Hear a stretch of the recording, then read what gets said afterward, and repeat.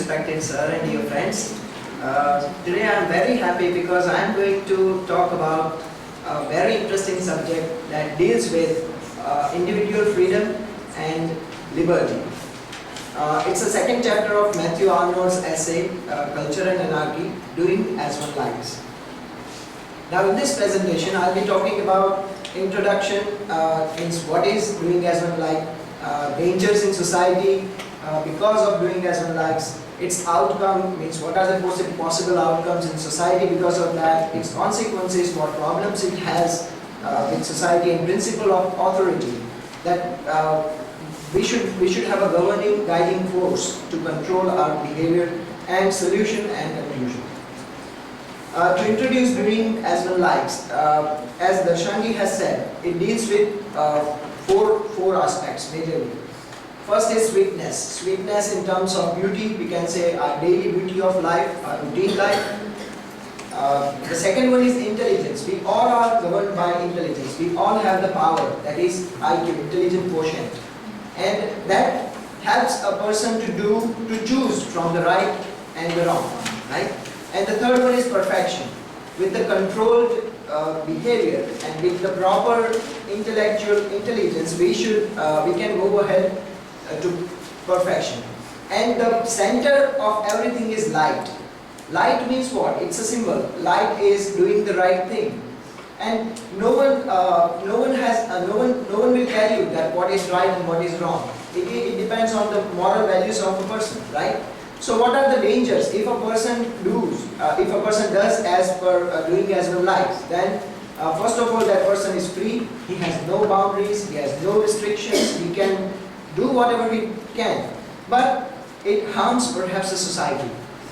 Take an example of traffic system. That we have a rule that whenever the traffic light appears in front of you and whenever there is a red light, then a person should stop the vehicle.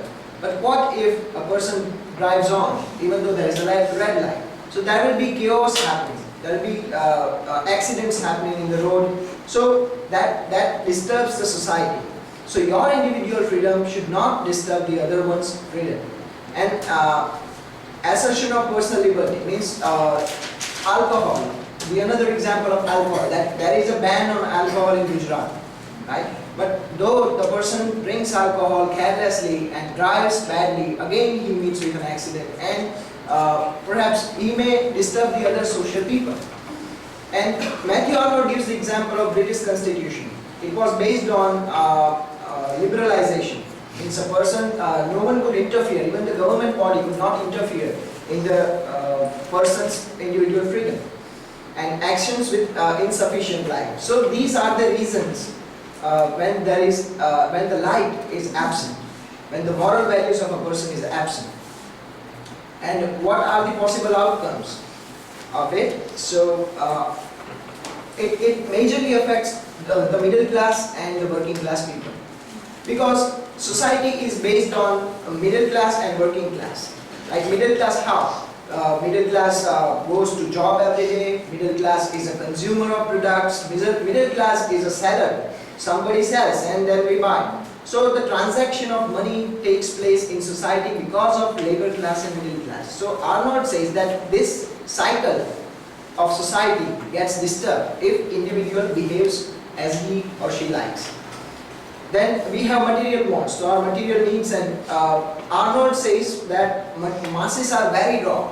Means if a person is individually behaving in such a way, then he may behave intelligently. But if that person becomes a part of a mass, that mob mentality has no brain.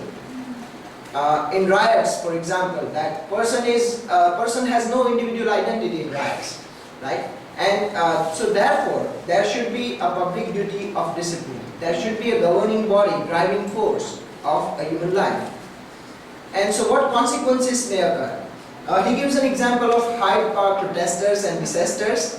That in Hyde Park, what happens that a person, majorly lower class people, working class people who have problems with their wages, they take a charge of a speech and they get listeners, and so what happens? And they are war impulses generating speeches. So they fight, they quarrel, they go rush into the offices, breaks the glasses, and chaos happens. Ultimately, everything disturbs. So only fit to be murderers and thieves, as Mr. Murphy, one of the practitioners of Mathew Arnold's time, he says that only these protesters are only fit to be murderers or thieves. Their behavior was kind of such that they were like murderers or thieves. So there should be a right reason of intelligence. We have intelligence, but it should be utilized in a right way. And there should be a principle of authority. As I said, there should be a governing body that channelizes our power, right? So, and it should be utilized for the right reason. But the question comes up that who should have power? And when anarchy happens, that where to go when anarchy governs? What happens if the light that governs us itself is a dark?